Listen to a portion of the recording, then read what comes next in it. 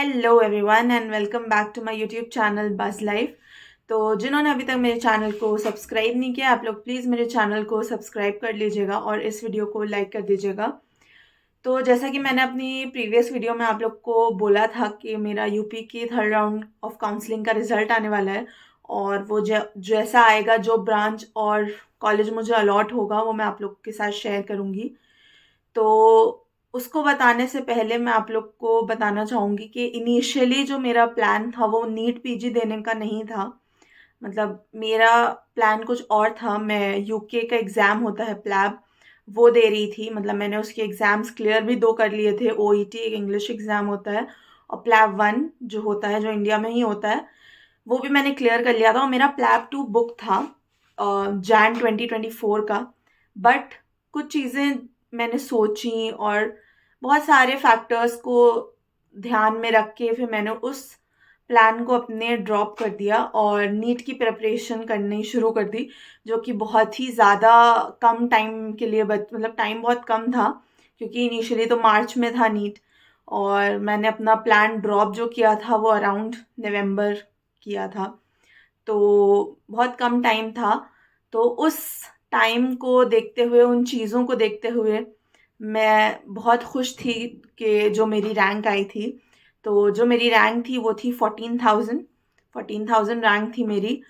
तो जिससे मैं बहुत ज़्यादा खुश थी, क्योंकि मुझे पता था कि मैंने बहुत शॉर्ट टाइम में प्रिपेयर किया है।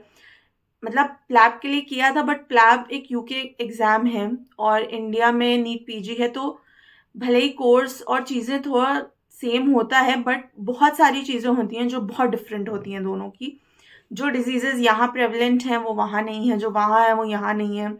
और नीट पीजी अपने में एक बहुत ही अलग एग्ज़ाम है और प्लैब में जो है सिर्फ क्लिनिकल सब्जेक्ट्स आपके टेस्ट होते हैं। हमारे नीट पीजी में पैरा क्लिनिकल और सारे एनाटमी, फिजियो, बायोकेमी सब आते हैं। वहाँ पे ये सब नहीं होता है। तो काफ़ी डिफरेंट दोनों चीज़ों का था। तो मैं अपनी रैंक से बहुत खुश थी, क्योंकि मैंने एक्सपेक्ट नहीं की थी कि मैं मतलब बहुत शॉर्ट टाइम में प्रिपेयर कर रही हूँ तो आ जाएगी रैंक। बट बाय अल्लाह का करम था कि आ गई।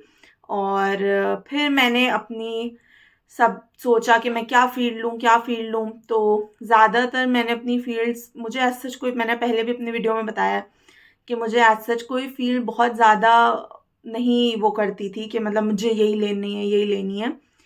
तो मैं सारी ज़्यादा चॉइसेस भरती थी। मतलब ऑब्वियसली जो 14,000 पे मेरे लिए अवेलेबल होंगी।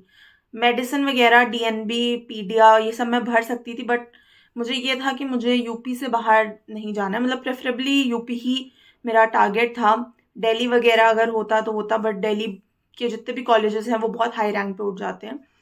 तो इसलिए मैंने जो है वो बाहर और कोई स्टेट्स को नहीं प्रेफर किया। मेरा हमेशा से टारगेट यूपी ही था। तो मैंने यूपी के ही कॉलेजेस सारे भरे।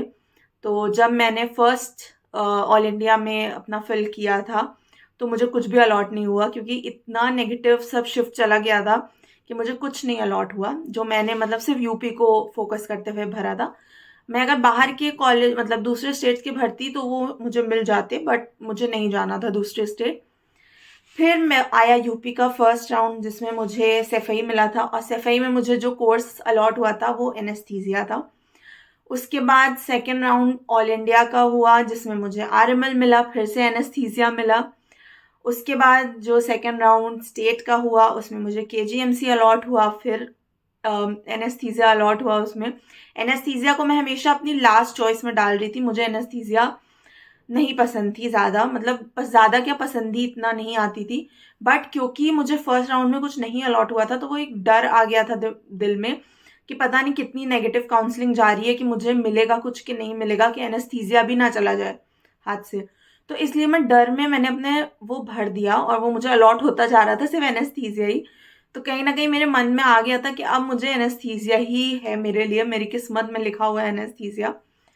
तो केजी का एनेस्थीसिया था, जो मेरे केजी तो मेरे घर से बहुत पास भी था। बट एनेस्थीसिया बहुत ही पीयर प्रेशर वाली ब्रांच मुझे लगती है, जो मुझे नहीं चाहिए थी। तो फिर मैंने थर्ड राउंड ऑल इंडिया का भरा, जिसमें भी मुझे कुछ अलॉट नहीं हुआ थर्ड राउंड में ऑल इंडिया के। फिर जो थर्ड राउंड यूपी का आया है, अब उसमें मुझे जो अलॉट हुआ है वो है SNMC आगरा का MS ऑफ था, तो ये मुझे अलॉट हुआ है और मैं खुश हूँ अपने अलॉटमेंट से कि मुझे ऑफ्था मिला है, क्योंकि ऑफ्था एज अ ब्रांच बहुत अच्छी है। मेडिसिन प्लस सर्जिकल ब्रांच है, दोनों चीज़ें चलती हैं। ऐसा नहीं प्योर सर्जिकल नहीं है ना प्योर मेडिसिनल है, दोनों का मिक्सचर है और अच्छी ब्रांच है। बहुत ज़्यादा जिसको कहते हैं प्योर प्रेशर वाली ब्रांच नहीं है कंपेयर टू एनेस्थीसिया जो मुझे अलॉट हुई थी। तो ये एक चीज़ अच्छी है, बट ऑब्वियसली कुछ चीज़ें अच्छी होती हैं तो कुछ कुछ चीज़ें बुरी भी होती हैं। जो एक ये पार्ट है कि मुझे आगरा जाना होगा, जो कि काफ़ी मतलब है दूर मेरे घर से, लखनऊ से आगरा। बट ठीक है, अपनी पर्सनल ग्रोथ के लिए और चीज़ों के लिए आपको कहीं ना कहीं जाना ही पड़ता है। बट मेरे लिए अभी थोड़ा सा वो है, क्योंकि मैं कभी मतलब मेरा यूजी भी यहीं का है, लखनऊ का, तो मैं कभी भी बाहर रही नहीं हूँ, तो मेरे लिए एक बहुत ही नया सा वो है। और लेकिन इसको अब हमें आगे जाना है इसके साथ। मैं अपना अलॉटमेंट भी करा आई हूँ, वो भी मैं अपने नेक्स्ट व्लॉग में आपको दिखाऊंगी क्या क्या अलॉटमेंट का रहा। और बस अब मैं कुछ दिनों में अपनी पैकिंग वगैरह करके तो चली जाऊंगी। और ये जर्नी मेरी भी एक नई जगह की है, तो मैं आपको अपने साथ आगरा लेके चलूंगी और मैं अपनी रेजिडेंसी का जितना पार्ट हो सकेगा मैं ज़रूर शो करूंगी आपको कि क्या क्या वहाँ पे होता है। धीमे धीमे धीमे धीमे ऑब्वियसली मुझे भी एडजस्ट होने में थोड़ा सा टाइम लगेगा, बट ये है कि जैसे जैसे मैं एडजस्ट होंगी और चीज़ें मुझे पता चलेंगी तो मैं कंफर्टेबल होती रहूंगी। क्योंकि आप नई जगह जाते हो तो आपको थोड़ी सी एंग्जाइटी, थोड़ा सा नर्वसनेस तो लगता ही लगता है, जो कि बहुत ही कॉमन है और बहुत ही मतलब क्या बोलते हैं, it's just a human nature कि आपका है ऐसा कि होता है वो चीज़। तो बस यही है। आजकल मेरी पैकिंग अब शुरू हो गई है, मैं अपनी पैकिंग कर रही हूँ। तो जैसे ही पैकिंग हो जाती है मोस्ट प्रॉब्ली इस संडे अब मेरा जाने का प्लान है। और बाकी सब चल रहा है। वहाँ पे मैंने कुछ कुछ लोगों से मेरी बात हो गई है। वहाँ पे जो भी JRs हैं, 8 सीट्स हैं, 4 ऑल इंडिया से, 4 स्टेट से। तो बाकी सब लोग वहाँ पे जा चुके हैं, मैं ही बची हूँ लास्ट जो जाना है।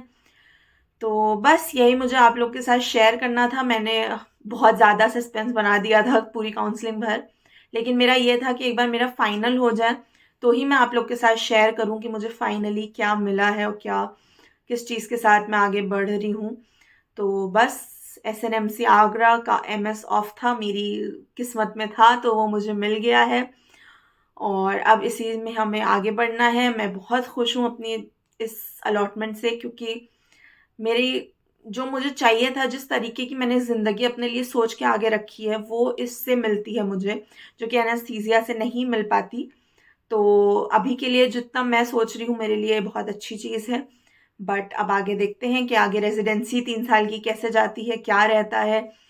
तो मैं एक्साइटेड भी हूँ, नर्वस भी हूँ, डरी भी हुई हूँ, चीज़ें चल रही हैं।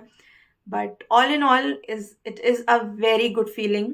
और अपने नाम में JR1 देखना ही बहुत, मतलब अपने नाम में नहीं बट हाँ अपनी डेजिग्नेशन में JR1 ही देखना बहुत ज़्यादा बड़ी ड्रीम थी, जो अब पूरी हो गई है। तो बस अब मैं बहुत बोल रही हूँ, तो अब इस ब्लॉग को मैं यहाँ पे एंड करती हूँ। तो मेरे चैनल को सब्सक्राइब कर लीजिएगा आप लोग, इस वीडियो को लाइक कर दीजिएगा। मिलते हैं अलॉटमेंट वीडियो के साथ, तब तक के लिए बाय।